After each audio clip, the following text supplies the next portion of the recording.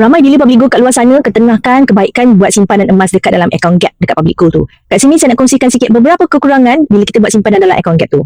Yang pertama sekali ialah dia tak ada dividen. Bila simpan emas dalam akaun Gap ni, dia tak ada beri sebarang dividen pun. Jadi rugilah kan. Kenapa nak kena simpan tempat yang tak memberikan keuntungan dividen ataupun hibah macam tu?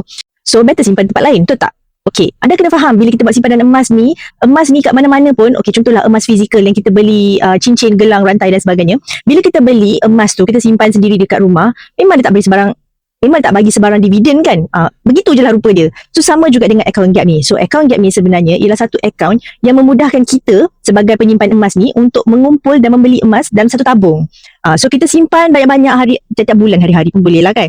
Tiap bulan, tiap minggu yang kita duk top up dalam akaun Gap tu, kita kumpul gram emas dalam tabung tu. So bila tabung tu dah penuh, kita boleh keluarkan fizikal. So akaun Gap ni adalah sebagai pemudah cara untuk kita mengumpul gram emas. Sebab tu dia tak beri sebarang dividen. Bagi akaun-akaun emas yang memberi dividen ni, sebenarnya dia akaun emas ke? Sebab emas ni secara basicnya, kalau kita belajar mana-mana ilmu emas daripada pakar kewangan international ke lokal ke, simpanan emas tak sepatutnya memberi sebarang dividen ataupun imbuhan atau tambahan terhadap simpanan yang kita buat tu. Okey? Itu poin pertama yang perlu clear, perlu faham. Kekurangan yang kedua pula ialah bila kita simpan dalam akaun Gap ni, gram emas dia tak akan bertambah sendiri, dia tak akan beranak. Unless kita tambah sendiri buat belian. Contohlah bulan ni kita buat 1 gram, tiba-tiba hujung bulan dia jadi 1.2 gram.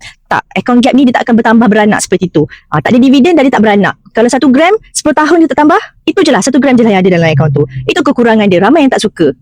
Logik lah, sebab tadi saya cakap akaun Gap ni sebagai pemudah cara untuk kita mengumpul gram emas. Tak tambah, tak beranak lah dia. Betul tak? Masalah yang ketiga dalam akaun Gap ni ialah dia punya harga tu kekal sehari sekali. So kalau dalam tempoh sehari tu ada pergerakan RM1, RM2 tu, dia tak mengikut sama. Dia tak sama macam belian fizikal yang dekat jadual fizikal macam ni. So tak best lah kan, sebab kita nak catch harga yang murah tu. Tapi kalau harga naik, tak nak dia bergerak pula kan. Jadi akaun Gap ni sebenarnya dia memudahkan kita untuk kita buat simpanan sebab dia akan kemas kini sehari sekali saja. Lebih dari sehari sekali tu possible, pernah berlaku, in fact pernah berlaku beberapa kali dia bergerak dalam masa sehari. Tetapi sekiranya pergerakan harga tu sangatlah besar, dia akan update. Otherwise dia akan kekal seperti tu untuk tempoh sehari tersebut. Kekurangan yang terakhir yang ramai mengadu, dia kata nak set auto debit ini dia nak set mengikut gram.